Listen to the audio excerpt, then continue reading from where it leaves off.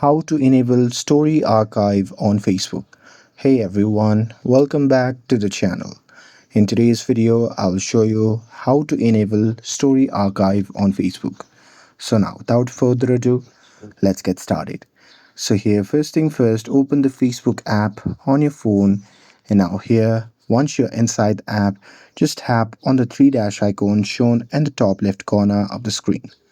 And now here, once you're inside the menu section, simply scroll down and tap on Settings and Privacy. Now here, just tap on Settings under Settings and Privacy. And now here, once you are inside the Settings section, simply scroll down to the Audience and Visibility section. And now here, in this section, you simply have to tap on Stories. And now here, once you are inside this option, there you'll see the option labeled as archiving your stories option. So here, if it is toggled off, you can simply toggle it on to enable story archive on Facebook. And that's it. With this, if you found this video helpful, then don't forget to like, share, and subscribe to get updated for more videos.